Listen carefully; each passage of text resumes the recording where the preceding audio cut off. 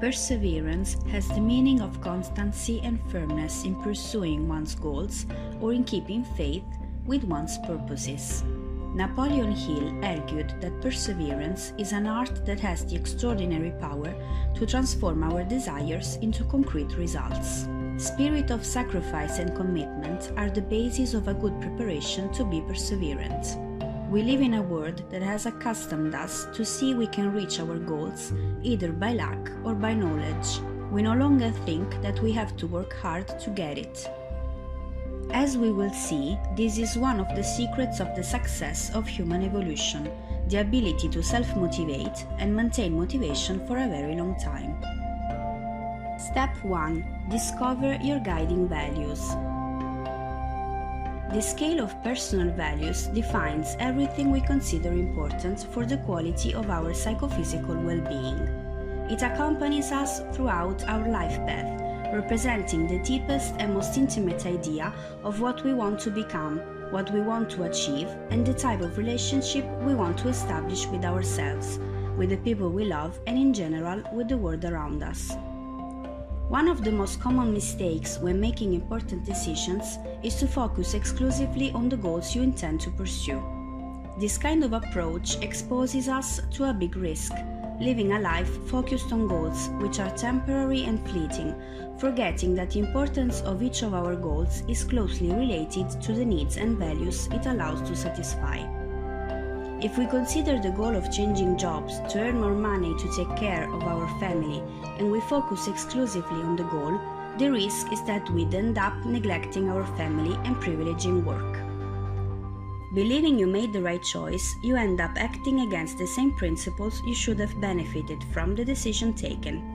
To improve the quality of our decision-making skills, we must first learn to focus on the impact that our choices will have on the deepest values that feed our desires, our fulfillment, and our loved ones'. Step 2. Increase your self-confidence. In our life, each one of us has built an image of what we are and what we would like to become. The distance there is between these two mental projections directly affects the confidence we have in ourselves. If we want to improve it, it becomes essential to develop two particular characteristics of our personality. Self-esteem represents the evaluation we give to our personal value. Thinking we aren't worth much will expose us to a whole range of limiting feelings and behaviors. Fear of failure, fear of judgment, sense of inadequacy, approval search, sense of inferiority. Self-efficacy characterizes our personal capacity. People with a high level of self-efficacy are distinguished by some attitudes that greatly improve the quality of their life. They face each trial as a challenge to be overcome, rather than a danger to be avoided. They set themselves ambitious goals and are extremely motivated in achieving them. They do not get discouraged in the face of difficulties and learn from their mistakes. They are less likely to get stressed. For all these reasons, it is essential to learn to evaluate yourself with greater objectivity. Step 3. Self-motivation. If commitment is the result of motivation, why are human beings so good at being committed? Maybe because being intensely motivated is what we are?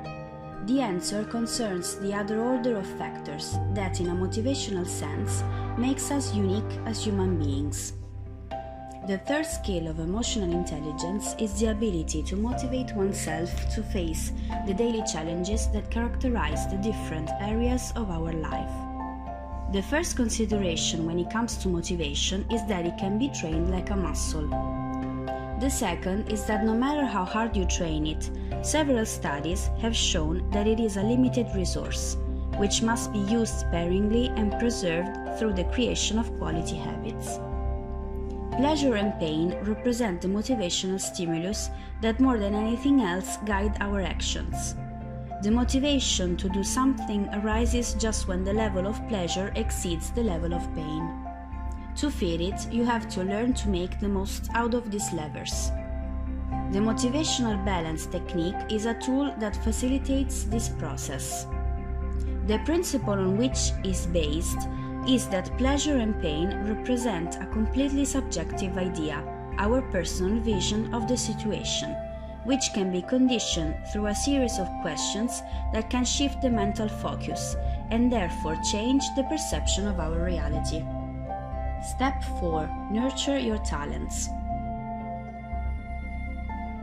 Being perseverant means having self-esteem, and this in turn means valuing one's talents and committing with discipline to improve them.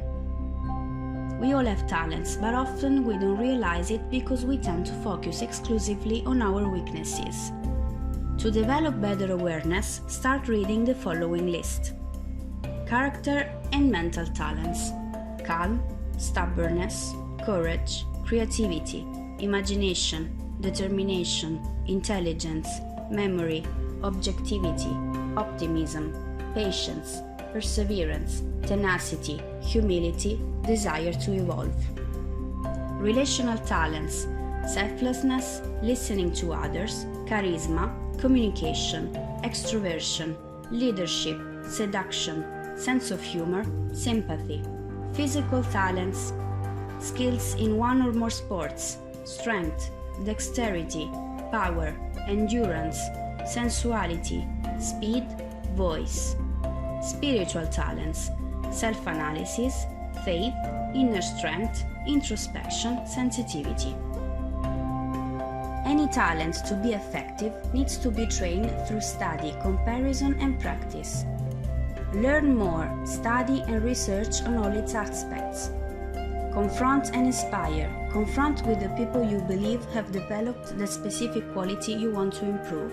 Try to understand how they got to that level and what techniques they adopted. Test yourself. Study and comparison are excellent tools, but only by putting yourself to the test you can have feedback on your growth. Dare, don't be afraid of failures, because they are nothing but a learning opportunity. It's better learning to experience failure as an enrichment than not even trying it. Practice consistently. Try to organize your activities so that you do something every day.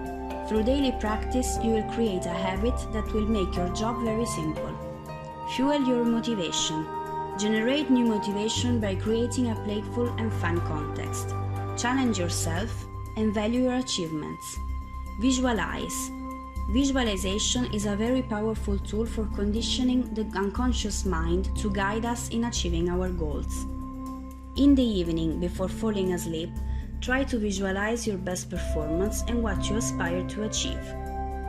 Step 5. Start finishing. Now let's focus on the action.